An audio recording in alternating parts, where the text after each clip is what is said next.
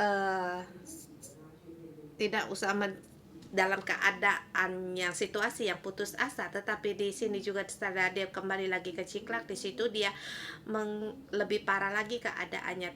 Tetapi Daud masih terus menguatkan kepercayaannya kepada Tuhan. Dia dalam hatinya terus mengandalkan Tuhan. Ini bagi kita suatu yang sangat penting. Dalam keadaan situasi apapun, dalam keadaan kita apapun sudah tidak punya apa-apa, kita masih punya Tuhan, punya Allah, kita masih punya pilihan. Dan akhirnya di sini Daud mendapatkan pertolongan dari Tuhan. Dan dia berhasil mengambil kembali miliknya. Bahkan dia mengejar orang Amalek. Dia sebagai raja. Dia menjara segala barang dari Amalek. Dan kemudian hasil jarahannya dibagikan kepada orang Yahuda, tua-tua Yahuda di sebelah selatan. Dibagikan kepada di kota-kota hasil jarahannya kepada orang Yahuda.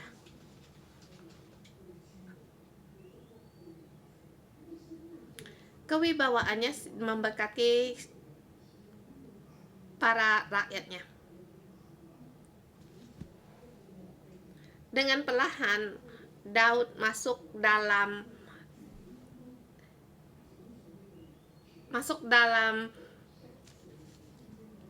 rencananya, dalam takdirnya sebagai raja.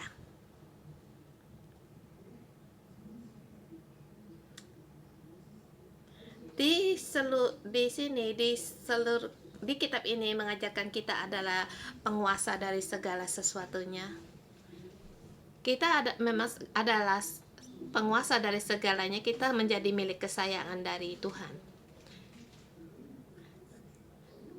Kita adalah miliknya Tuhan, dan Tuhan mengangkat kita di tempatnya yang tinggi. Tetapi kita harus menghadapi bermacam-macam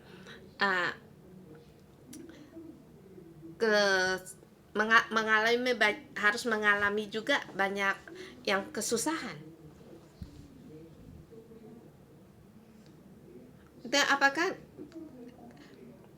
di dalam kitab yang dituliskan berkat Tuhan tidak diberikan kepada kita? Tidak demikian, sebab Tuhan telah memberikannya kebenaran pada kita, dan juga bahkan kerajaannya, kuasa kerajaannya telah diberikan kepada kita. Saudara semua, kita harus menangkan segala kesusahan kita. Ini satu berkat yang Tuhan ingin berikan kepada kita. Kita perlu dengan iman, kita percaya untuk seperti Daud sama. Walaupun dia ada kelemahan, tetapi dia tetap percaya mengandalkan Tuhan. Dengan imannya, maka Tuhan pun mengingatkan dia. Di pasal ini kita akan melihat Raja Saul, akhir dari nasib hidupnya. Pasal 30 menerangkan tentang Daud berperang dengan orang Amalek dan menang.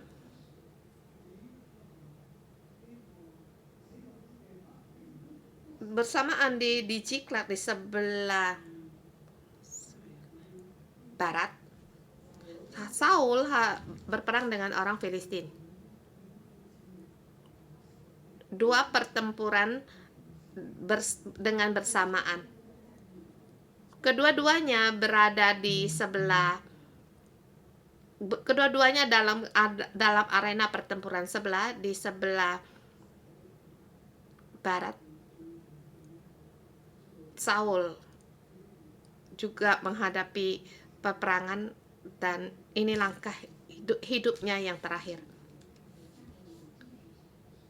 Kita melihat bagaimana Daud terus merangkak maju, sedangkan Saul mengalami kegagalan. Pada saat orang Israel di masa pembuangan, di kitab ini memberikan kepada orang Israel sebagai peringatan agar mereka sadar bagaimana akhir nasib dari seorang raja. Satu raja, bagaimana dia bisa dibangunkan. Seharusnya mereka, apa yang bisa mereka terima dari pengajaran ini. Jadi dari pasal 1 Samuel 1, suatu pengajaran ini harus yang mereka dapatkan. Mereka telah Israel pada masa keruntuhan sama dengan Saul. Karena Tuhan menyertai.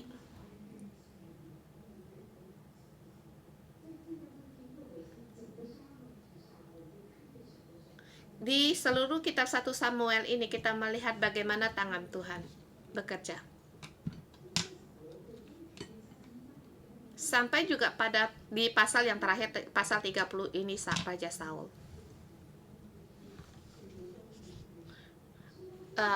memberitahukan kepada orang Israel di masa pembuangan.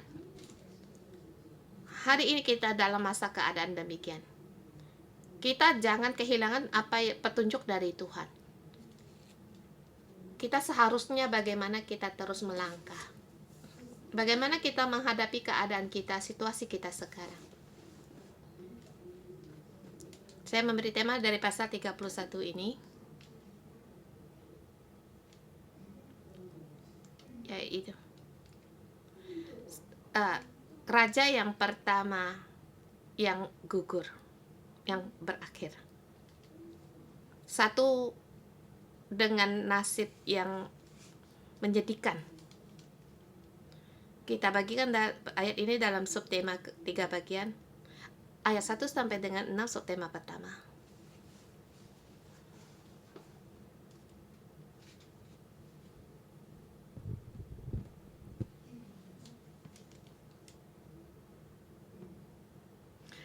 Dalam keputusasaan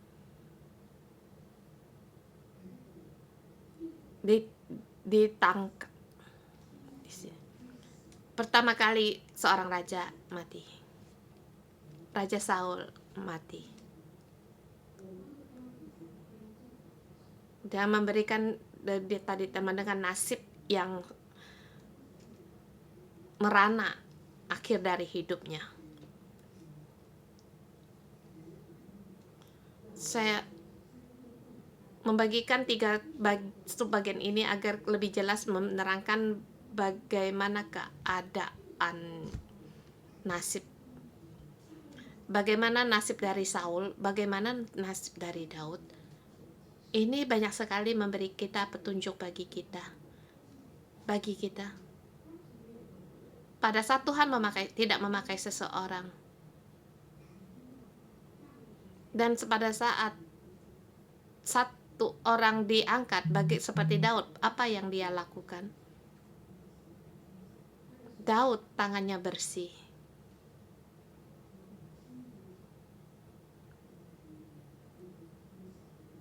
Dia tidak perlu menghadapi orang yang mau membunuhnya untuk turun tangan. Dalam keadaan sekarang, ada seseorang sebagai orang tidak menyukaimu, bahkan ingin mencelakakanmu.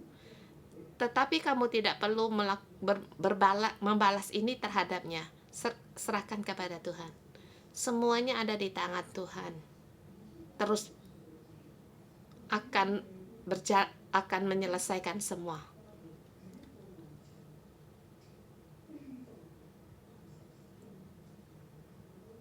Di sini saya dengan tema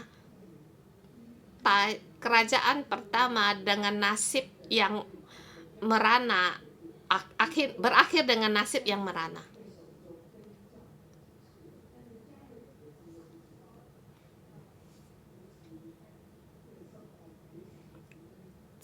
Sebenarnya saya ingin menambahkan karena di tangan Tuhan dia gagal, tetapi sepertinya tidak begitu mengenakan. Jadi Segalanya ada di tangan Tuhan. Tuhan punya anugerah, belas kasihan dalam keputusasaan menderita. Sedangkan Daud di dalam keputusasaan dia maju terus, makin dibangkit.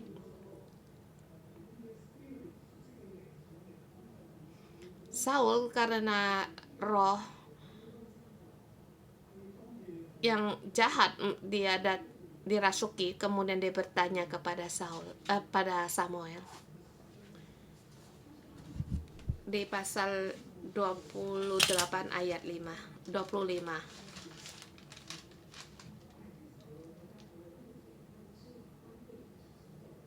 Di ayat 25, semua yang di hadapan Saul dan para pegawai mereka makan, kemudian mereka bangkit dan pergi pada malam itu juga. Apa keadaan Saul demikian? Dia kesegarannya disegarkan kembali. Dia habis makan berlalu bangkit, kemudian pergi malam itu juga. Dia tahu bahwa dia akan mati. Dia tahu bahwa anak-anaknya akan mati dan orang-orang yang mengikutinya akan mati. Dia tidak menghindarkan. Dia sebagai raja.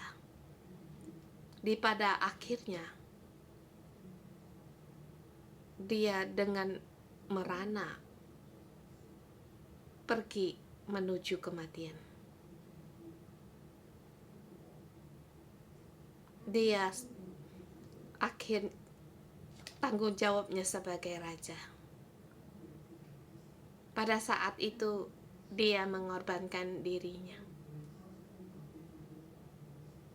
Ya, memang pasal 30 menerangkan tentang masalah Daud. Pasal 31 menerangkan kembali. Sementara itu orang Filistin berperang melawan Israel. Orang-orang Israel melarikan diri dari hadapan orang Filistin dan banyak yang mati terbunuh di pegunungan Gilboa.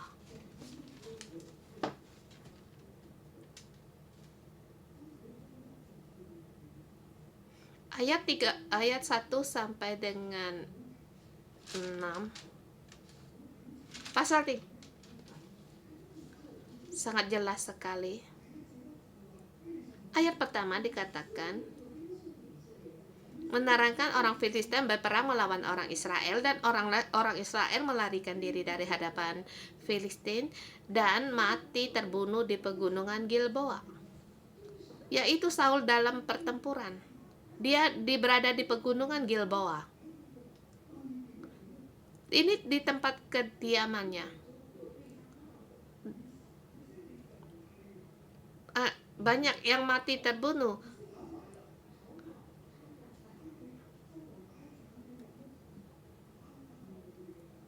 Di sebelumnya dikatakan Saul berperang, kemudian mereka kalah.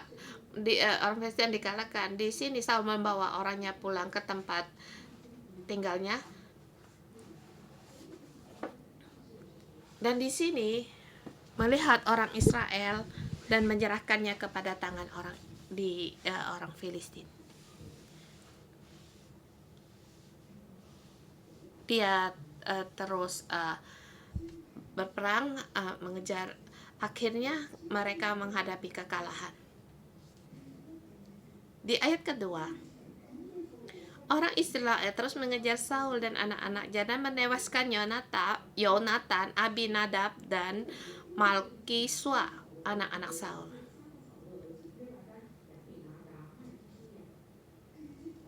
Ayat kedua, di situ menerangkan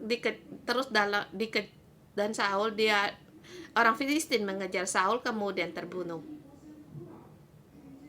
Pertama, di situ kata melihat banyak orang Israel yang melarikan diri dan terbunuh di pegunungan Gilboa.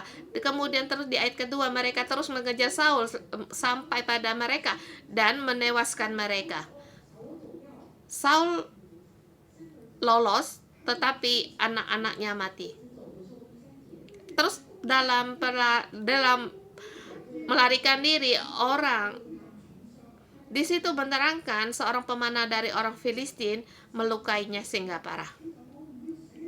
Dan kemudian dia berkata kepada pembawa senjatanya, aku tidak mau mati di tangan orang-orang tidak bersunat ini. Aku tidak takut, tetapi aku tidak mau dipermalukan menjadi permainan bagi orang Filistin. Karena di sini orang yang diurapi. Aku tidak mau dipermalukan orang Filistin. Tidak mau memberi kesempatan ini bagi orang Filistin untuk mempermalukan aku. Kemudian dia berkata kepada orang pembawa senjatanya, pembawa senjata ini bagi anak-anak, dia juga selain anak-anaknya, dia juga orang yang gagah juga. Dia berkata kepadanya, bantu aku, hunduslah pedangmu dan tikamlah aku, supaya jangan datang orang-orang yang tidak bersunat itu menikam aku. Tetapi bahwa pembawa senjata ini dia segan, dia tidak berani, karena kamu adalah orang yang diurapi, kamu adalah tuanku, jangan sekali-kali aku berbuat demikian. Dia tidak mau. Saya percaya Raja Saul, dia tidak takut akan sakit. Dia tidak mau menghadapi dipermalukan oleh orang Filistin, jadi bahan permainan bagi orang Filistin.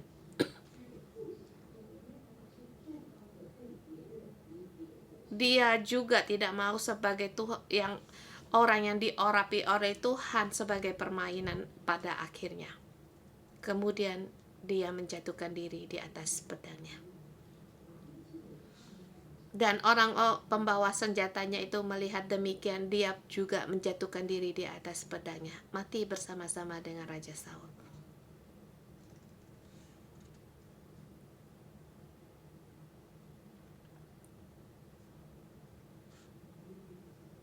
Saya melihat beberapa dari ayat ini. Dari ayat-ayat ini, satu yang sangat menyedihkan. Di ayat ke-6, jadi Saul, ketiga anaknya dan pembawa senjatanya dan seluruh tentaranya sama-sama mati pada hari itu.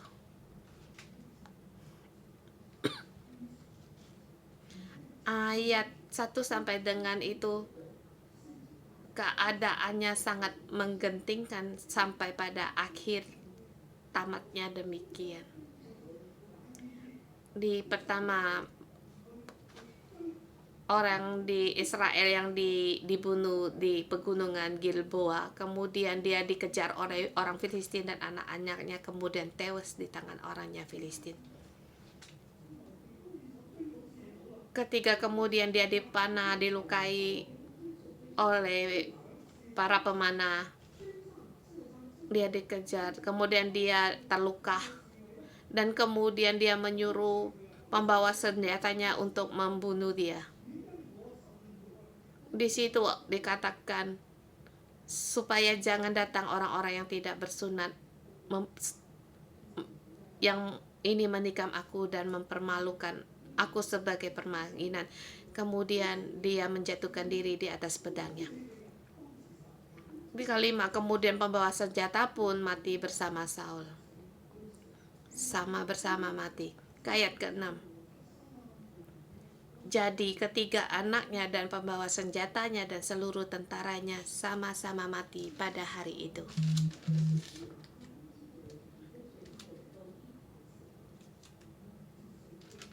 Enam ayat. Setiap ayat di sini mati. Nggak ada kata telah mati, satu persatu.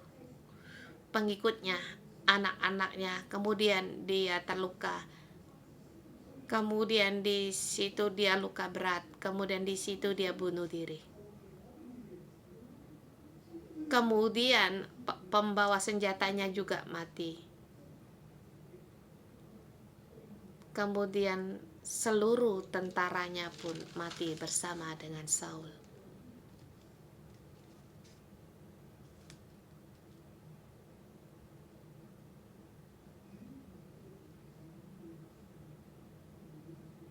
Di ayat ini menerangkan tentang keberanian dari Saul. Dia tidak menghindar. Dia tidak bisa lagi untuk melarikan diri. Dan sebagai raja, akhir dari hidupnya dan pengorbanannya menuju pada kematian. Dia tahu kalau Tuhan telah meninggalkan dia.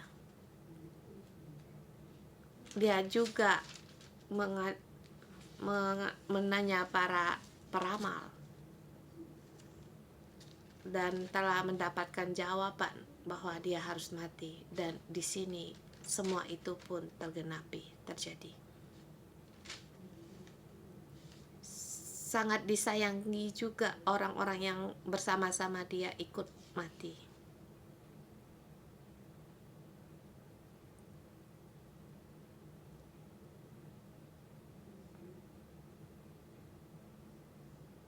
Kematiannya tidak ada sangkut pautnya dengan Daud.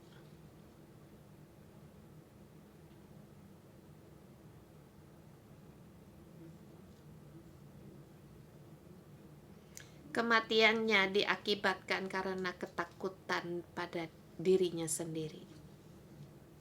Ini memberikan kita satu pengajaran bagi kita. Akhir dari Saul. Di ayat ini terus-menerus mengatakan tentang kematiannya. Dan orang-orang yang mengikutinya mati. Kenapa harus mati? Karena dia dalam ketakutan. Dia tahu pada akhir nasibnya. Dia sebagai raja, demikian dia pada akhir hayatnya.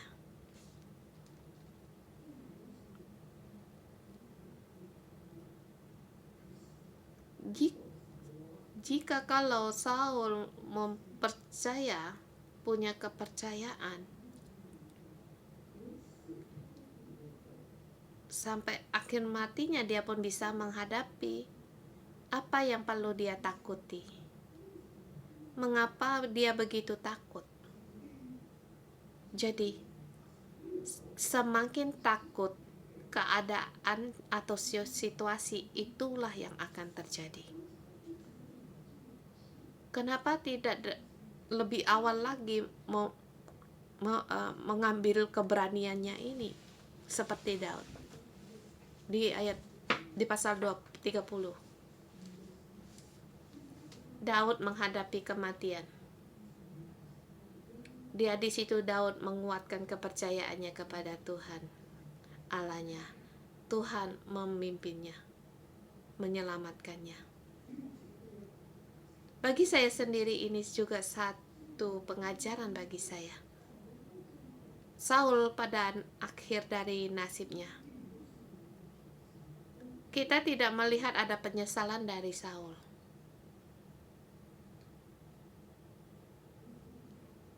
Dia situ memanggil dengan roh. Di situ dia tidak menyesal. Dia setelah memanggil arwah juga, dia juga tidak menyesal. Mati ya mati. Kenapa dalam menghadapi kematian pun dia tidak menyesal? Kalau dia menyesal, mungkin keadaannya tidak demikian. Mungkin situasi tidak demikian.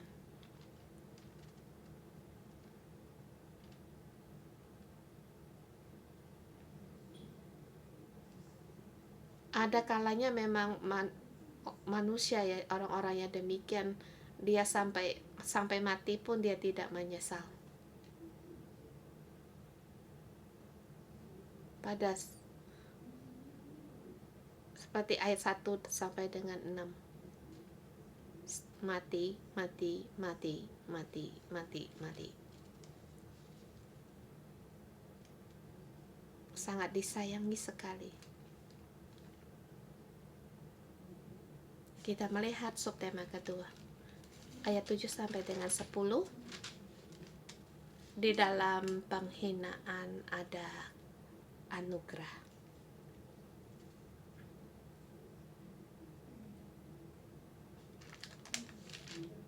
Di subtema pertama, dia dengan merana dengan keadaan yang menyedihkan sekali sampai akhir nasibnya. Di ayat 7 sampai 10 dia menghadapi permainan atau dipermalukan. Di sini Tuhan tidak muncul. Dan bagaimana keadaan yang ini? Dia menjadi bahan permainan setelah dia mati. Pada saat dia masih hidup, dia tidak menghadapi menjadi bahan permainan atau dipermalukan. Ayat ke-7 dikatakan, ketika dilihat orang Israel yang di seberang lembah dan di seberang sungai Yordan bahwa tentara Israel telah melarikan diri dan bahwa Saul dan anak-anaknya sudah mati, maka mereka meninggalkan kota-kota lalu berlari diri juga. Kemudian datanglah orang Filistin dan menetap di sana.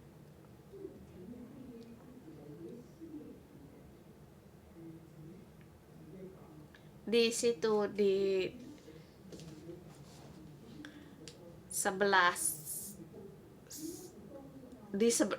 daerah lembah.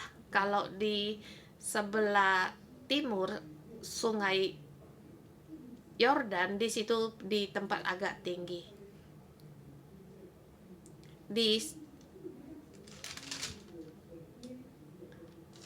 Dia di sebelah tempat dataran sebelah barat. Di situ orang Israel melarikan diri dan orang Filistin datang menetap di sana. Kemudian dia terus dibawanya, dikatakan mereka memancung kepala Saul.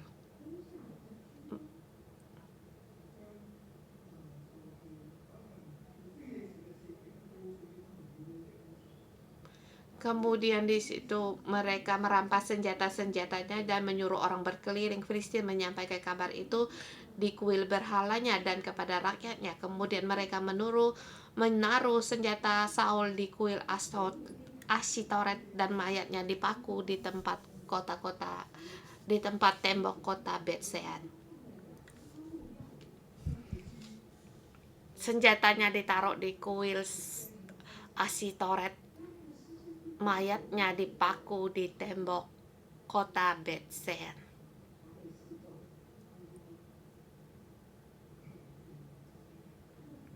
Kepalanya dipacung, senjata-senjatanya dirampas, mayatnya dipaku di tembok Bet-Sean.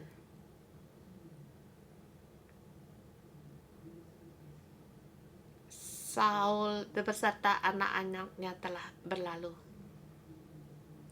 Setelah mati, dia menjadi bahan permainan, dipermalukan. Tetapi semua ini bukan pada saat dia masih hidup.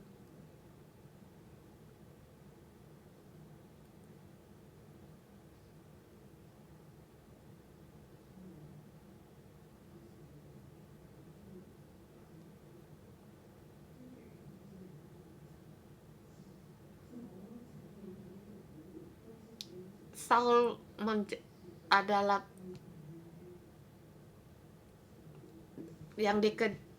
adalah musuh, tetapi mereka hanya bisa di situ mereka mengambil mayatnya. Orang Filistin pada saat dia telah mati mempermalukan dia.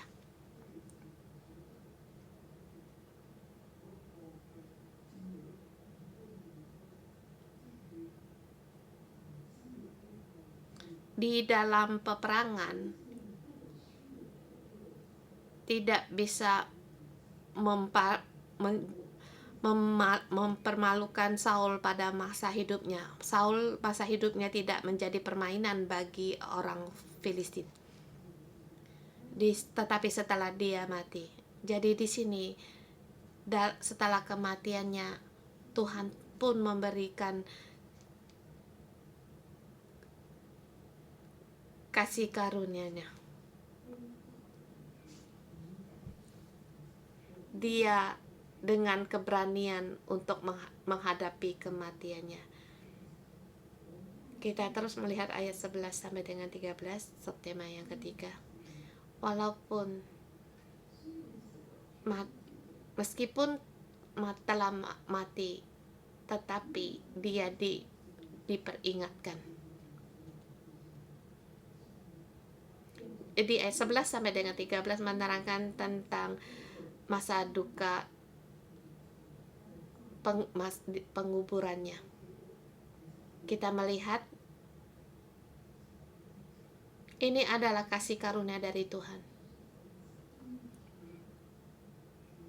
Pada akhirnya, siapa yang berbicara? Bukan Filistin. Bukan orang Filistin yang berkata ini mayatnya Saul. Bukan di kuilnya Ashitoret.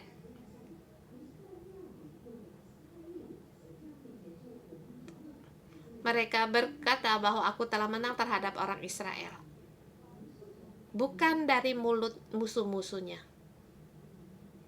Jadi saudara semua, di dunia ini perkataan yang terakhir bukan dari musuh, bukan dari iblis, dari setan, tetapi dari Tuhan. Karena dari kasih karunia Tuhan, Tuhan yang berfirman. Sungguhnya ini adalah anugerah.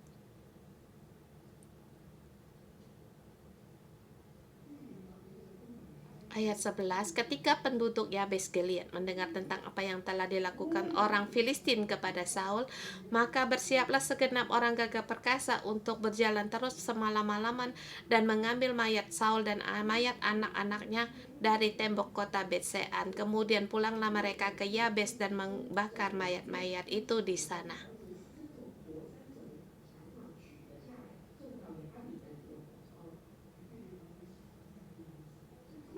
Di Yabes Gilead seluruh orang yang gagah perkasa dan terus berjalan terus dengan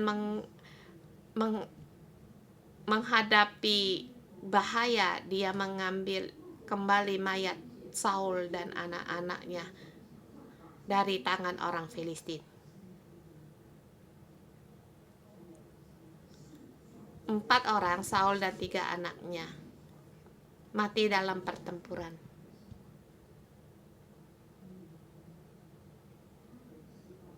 Mereka membalas jasa. Masih ingatkah kalian Yabes Gilead? Yaitu Saul dari perjuangan Saul terhadap mereka. Peperangan Saul yang pertama. Kemudian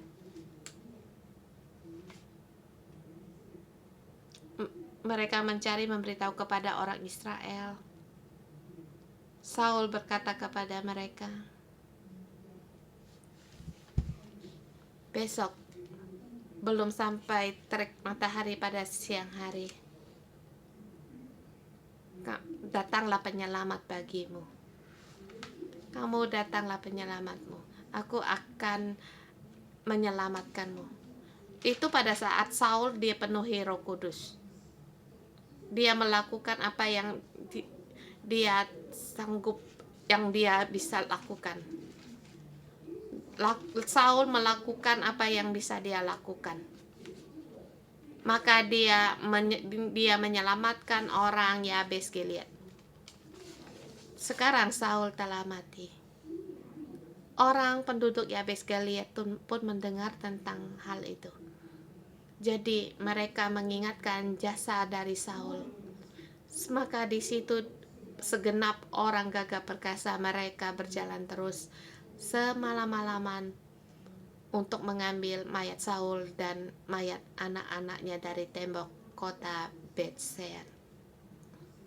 Kemudian membakar mayat-mayat itu di sana. Kemudian mengambil tulang-tulangnya dan menguburkannya di bawah pohon tamariska di Yabes. Kemudian berpuasa mereka 7 hari lamanya. Di situ mereka menangisi Saul 7 hari lamanya. Yabes Gilead, mereka, Saul adalah raja mereka. Pada saat dia mati, menguburkan mereka, mengambil tulang-tulangnya dan menguburnya di bawah pohon tamariska. Di bawah pohon tamariska dengan arti yaitu tentang berseru, yaitu dengan bertanya pada Tuhan dalam arti demikian. Di kitab Keluaran 21 juga ada mengatakan tentang hal ini. Di situ mereka menangisi 7 hari. Hanya raja yang mereka ingati di situ. Saul diperingati, ditangisi. Saul, dia menyelamatkan penduduk Yabes Gilead. Jasanya diingati. Pada saat dia melakukan dengan tangannya sendiri, dia melakukan apa yang dia bisa lakukan, itu adalah gerakan hati dari Tuhan. Orang Israel, walaupun Saul telah mati, mereka mengingati jasanya. Walaupun Saul telah mati, dia layak untuk dihormati. Maka seluruh ayat ini akhir dari nasib seorang raja menghadapi masa akhirnya, dan dengan sangat keadaan menyedihkan, tetapi dia diingatkan di jasa-jasanya, ia dihormati karena jasa-jasanya. Di seluruh pasal ini, seluruh kitab Samuel ini, kita melihat Saul, kerajaannya berlalu. Bangkitlah kerajaan dari Daud. Kuncinya di mana? Di pasal 20 tanggal dan 31 satu perbandingan. Daud menguatkan kepercayaannya pada Tuhan.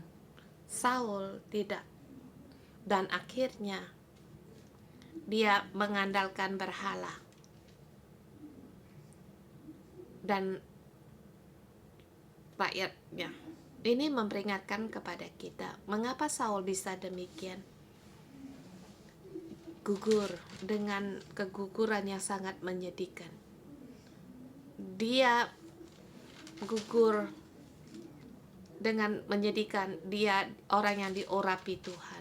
Mengapa bisa demikian akhir riwayat hidupnya?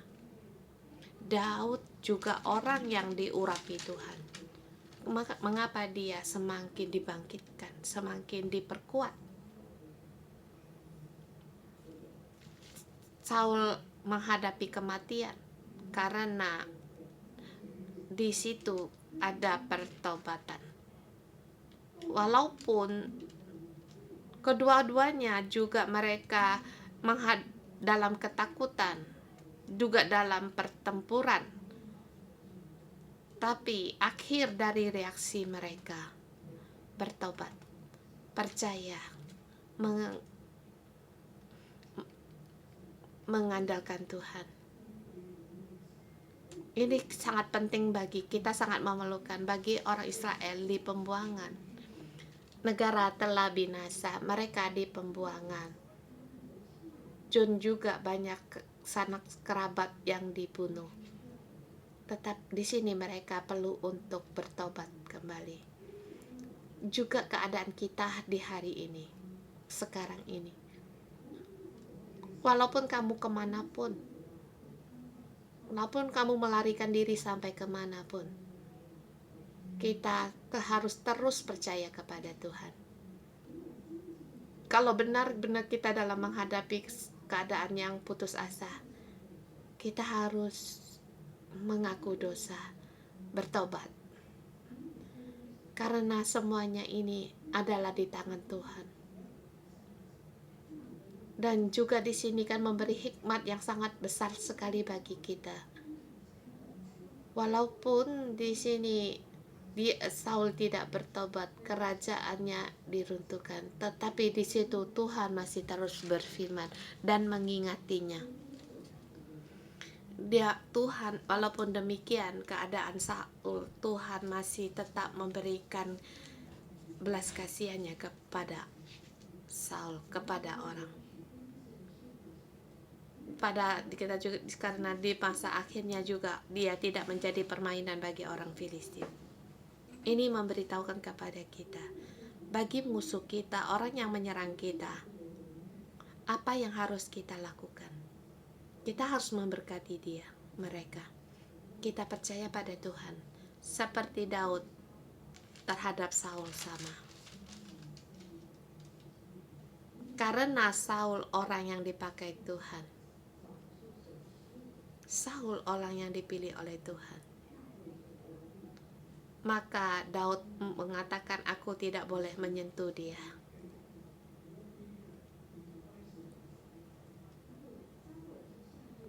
Dan di 2 Samuel masih ada menerangkan tentang kematian Saul.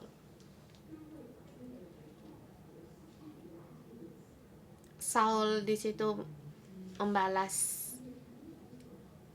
dan membunuh orang Amalek karena dia tidak menghormati Amalek. Kita terus mohon Tuhan untuk membantu kita.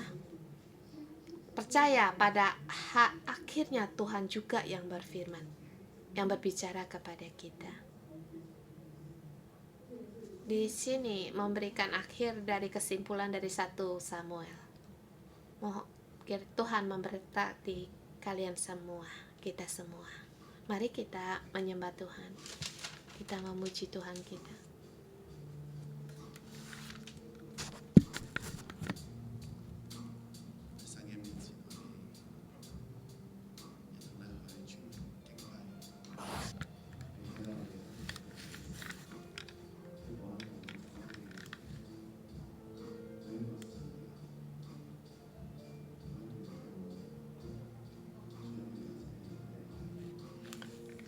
Tuhan, kami bersyukur dan berterima kasih. Terima kasih atas penyertaan-Mu.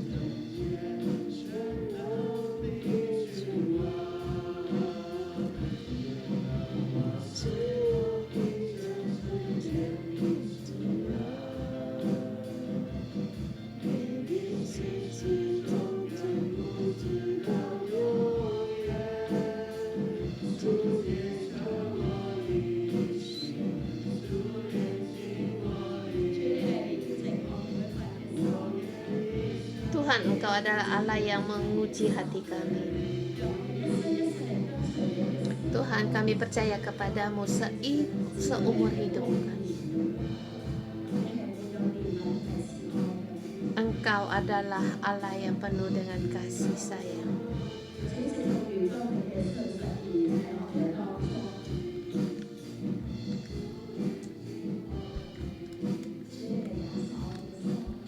Tuhan, Engkau menguji hati kami. Kasih-Mu memenuhi kami, ada di antara kami. Saudara semua, di pagi ini ayat kitab ini memberitahukan kepada kita pada saat Saul jatuh dalam keadaan yang demikian terhadap orang yang menyerang kita. Tetap orang menyerangnya Daud terus memberkatinya. Dalam hidup kita, adakah orang-orang yang terus menyerang kita, yang menjadi lawan kita? Hari ini kita harus memberkatinya. Kita berdoa baginya seperti Daud, agar Tuhan sendirilah yang turun tangan.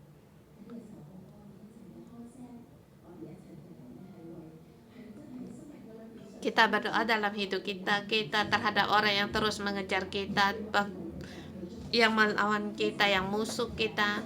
Kita berdoa agar kasih Tuhan, keadilan Tuhan ada padanya, menolongnya agar dia kembali bertobat, agar dia jangan seperti Saul pada akhirnya binasa. Kita berdoa.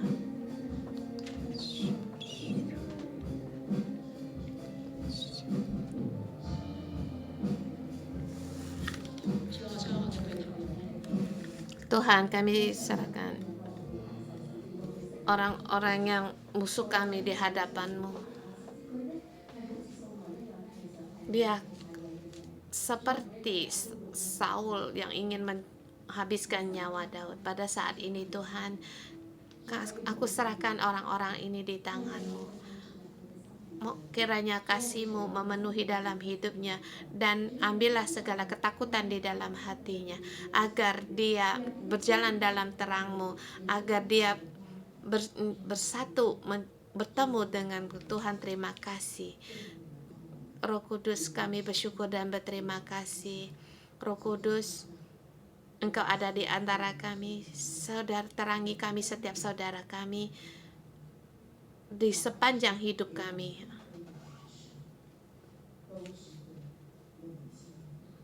agar Tuhan tunjukkanlah kepada kami, agar kami mengingatkan orang-orang yang telah berjasa kepada kami. Dan juga di sini kami menyatakan untuk mengampuni, memaafkan, memberikan kasih kepada orang yang menyakitkan kami. Tuhan, kami bersyukur dan berterima kasih. Engkau memberikan di sini lewat firman-Mu untuk mengingatkan kami akan jasa-jasa orang yang dalam hidup kami, untuk mengingatkan jasa mereka. Mari saudara sama memberikan kuasa yang diberikan Tuhan untuk memberkati mereka. Kita memberkati orang-orang yang telah berjasa dalam hidup kita. Tuhan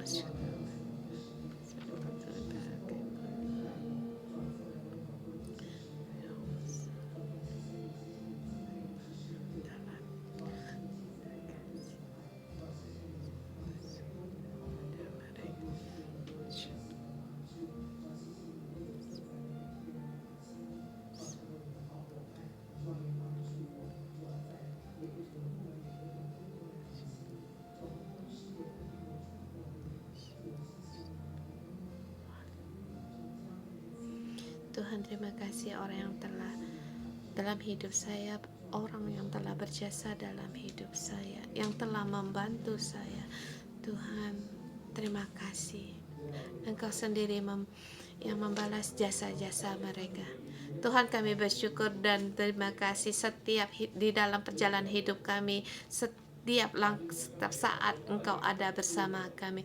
Dan lewat ayat ini Engkau juga berfirman kepada hati kami, seorang raja, dia mati, dia tidak bertobat. Dan juga Roh Kudus, kami mohon kepadamu, walau agar Engkau terangi kami di tempat ini maupun di online. Adakah di tempat hidup, di dalam hidup kita tidak ada pertobatan? Kita mohon Tuhan untuk membantu kita, dan kita tenang di hadapan Tuhan. Kita mohon Roh Kudus berbicara pada kita, agar kita menggunakan kesempatan ini untuk bertobat kembali.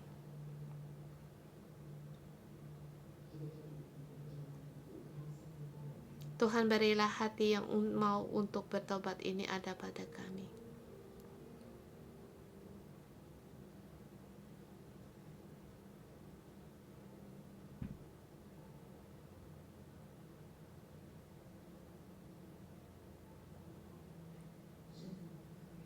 Roh Kudus, kami memanggil-Mu. Roh Kudus, kami menerimamu. Baik saudara kami yang di sini maupun di online, berseru kepadamu, Roh Kudus, terangilah kami lebih dalam lagi untuk memperingatkan kami. Saul, walaupun dia menyimpang, dia tidak bertobat. Bahkan dia tidak ada datang di hadapan berkata kepada Tuhan, aku bersalah kepadamu, mohon Engkau untuk mengampuniku. Bapa, kalau Saul tidak berkata demikian dan akhir dari nasibnya, Tuhan, kami tidak mau. Tuhan, kami ingin Roh Kudus-Mu untuk terus menerangi kami, agar kami bisa bertobat sekali lagi dan sekali lagi. Kami tidak mau karena tidak ada pertobatan. Kami pun seperti dalam nasib Saul yang demikian. Tuhan, kami merindukan untuk bertobat, mengaku dosa, kesalahan kami, bahkan ada tindakan untuk berubah. Tuhan, bantulah kami. Kami melihat nasib seorang yang tidak mau bertobat, begitu menyedihkan, begitu menderita. Saudara semua, kita berdoa pada Tuhan, beritahu kepada Tuhan, ya Tuhan, aku bukan hanya bertobat, kami juga harus melakukan. Kami bukan hanya bertobat, tetapi kami harus berubah.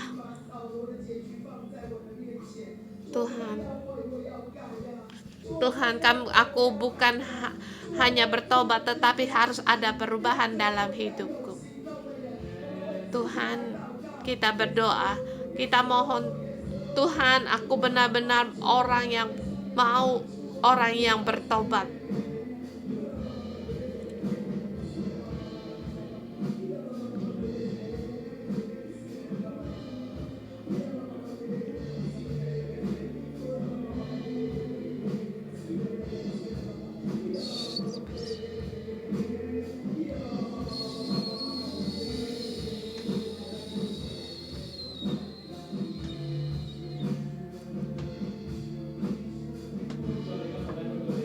Tuhan, kami hari ini datang di hadapan-Mu.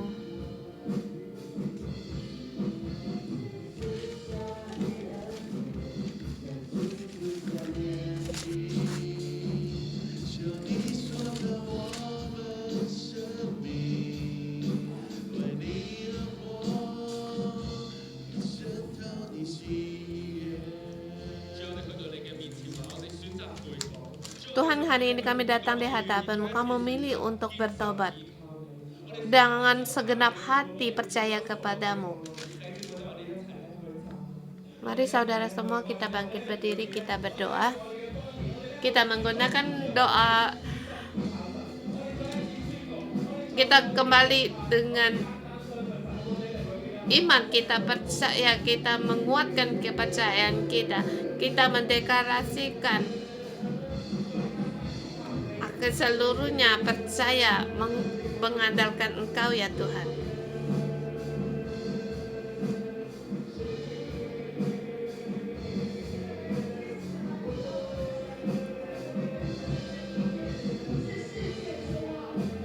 Kami di sini Tuhan sekali seluruhnya mengandalkan, kami tidak mendengar akan dari suara dari dunia ini, tapi seluruhnya kami percaya kepadamu, mengandalkan Tuhan Allahku. Tuhan berbicaralah kepada kami di dalam hidup kami. Berfirmanlah ya Tuhan, lepaskan segala ketakutan. Segala ketakutan yang pergi meninggalkan saudara-saudari kami. Segala keputusan ada di dalam saudara semuanya pergi dari saudara kami, dan semua keadaan merasa tidak mungkin. Segala pikiran yang tidak mungkin untuk ada perubahan, tidak mungkin untuk berubah ini semua sekarang ini di dalam kasih Tuhan semuanya ini dimusnahkan, disinakan. Di sini Tuhan berkata, anak-anakku,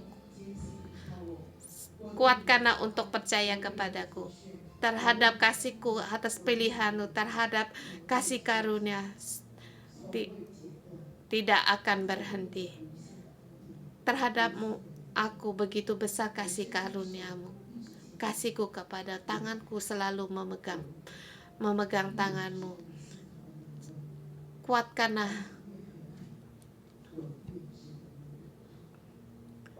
keadaan semakin susah, berlarilah padaku, percayalah padaku, aku yang memberikan kemenangan padamu. Percayalah, aku melihat begitu banyak malaikat datang di antara kita. Malaikat-malaikat ini begitu besar, bahkan besar begitu. Aku asalnya cuma melihat jubah. Aku tidak bisa melihat begitu besar. Setiap para malaikat memegangkan bermacam-macam senjatanya. Tuhan berkata, aku melihat, aku menjaga, aku berperang, aku melindungi, aku berperang bagimu. Aku adalah bala tentara bagimu, yang berperang bagimu. Di seluruh Hong Kong atau di seluruh dunia orang ingin melarikan diri, tapi di sini Tuhan berkata, Tuhan ada Allahmu yang menjagamu, melindungimu. Pintu surga telah terbuka untuk memerintahkan, untuk memusnahkan segala musuh-musuhmu. Lumbung pemberkatanku dicurahkan bagimu. Anak-anak, janganlah takut. Aku akan melindungimu, melindungi kamu dengan keluargamu dengan damai. Segala berkat kelimpahanmu yang tidak pernah engkau pikirkan akan dilimpahkan bagi hidupmu, agar di sini kamu di bumi ini untuk tegar, untuk berdiri. Mari saudara semua kita terus berdoa pada Tuhan agar Tuhan memberikan kita seluruhnya percaya kepada kita. Berikan kita untuk terus bersuka cita di dalamnya. Tuhan, Engkau selalu menyertaiku.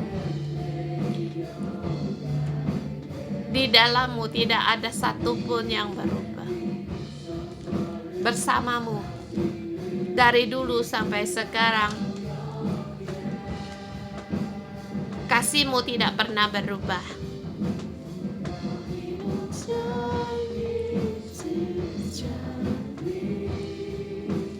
Masa depanku ada di tangan-Mu.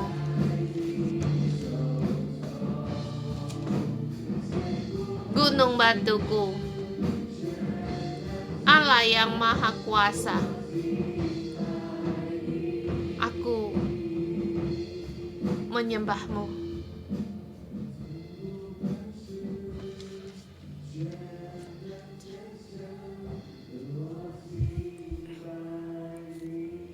Tuhan, aku memuja-Mu.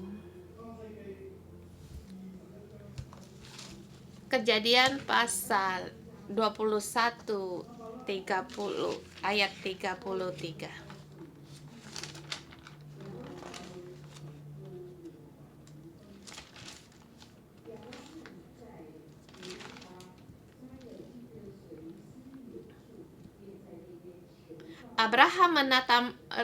Ayat 33, lalu Abraham menanam sebatang pohon tamasia di Bersebea dan memanggil di sana nama Tuhan Allah yang kekal. Abraham menanam sebatang pohon tamariska di Berseba. Di situ dia memanggil nama Tuhan Allah yang kekal. Di Kejadian pasal 21 ayat 33. Kita melihat kembali di 1 Samuel. Di akhir dari kitab ini,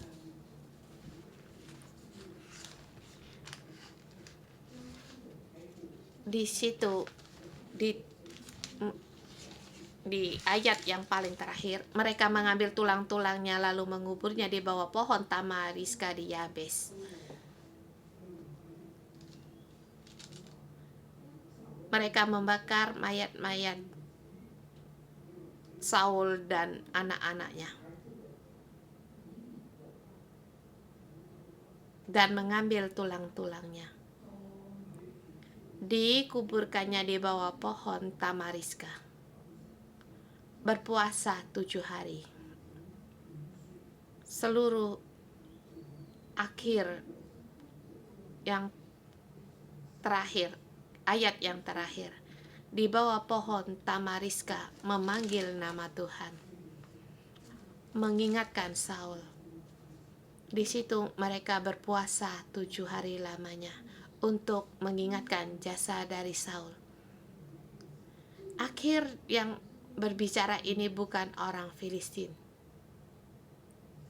tetapi yang berbicara ini adalah Tuhan sendiri lewat orang-orang Yabes Gilead. Berbicara, berfirman, perkataan yang penuh anugerah dan kasih untuk mengingatkan Saul sebagai raja yang menyelamatkan mereka. Mari kita pejamkan mata. Di dalam sepanjang hidup kita, seumur hidup kita, kalau saat ini kita telah tidak ada di dunia ini, apa yang diingatkan oleh orang penerus kita, generasi kita? Kalau kita sekarang sudah mati, apa yang di jasa kita yang diingatkan oleh orang-orang? Kita seumur hidup, kita dipakai Tuhan. Saul di Yabes Gilead dipakai Tuhan. Dia diingatkan jasanya.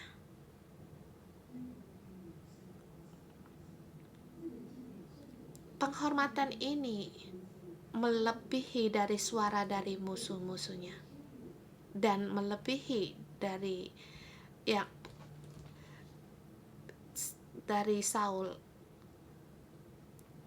Dia dipermainkan, melebihi dari semuanya itu.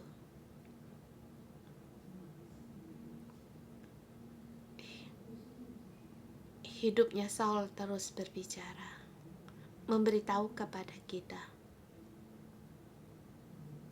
jangan takut. Memberitahu kepada kita, kita harus bertobat. memberitahukan kepada kita melakukan sesuatu harus dengan mengandalkan Roh Kudus, percaya pada Roh Kudus.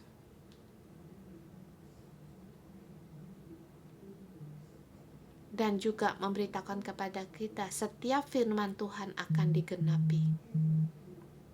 Tuhan, berilah kami semua di tempat ini mau di online, setiap saudara-saudara kami.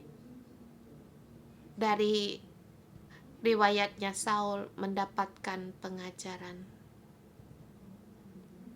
agar kami jangan hidup dalam ketakutan dan terus percaya kepadamu di bawah tuntunan Roh Kudus. Dan juga kami bisa memberikan belas kasihan kami kepada orang lain.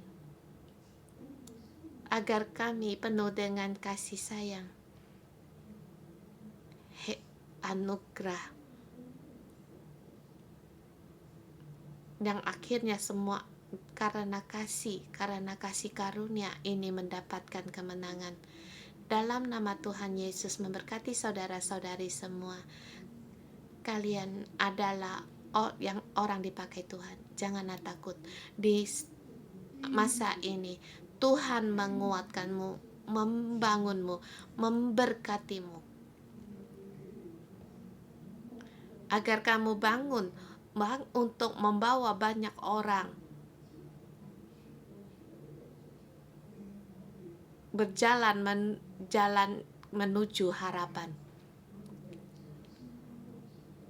berjalan di antara kota-kota kita. Dalam nama Tuhan Yesus memberkatimu. Amin. Terima kasih Tuhan, kita ketemu lagi besok.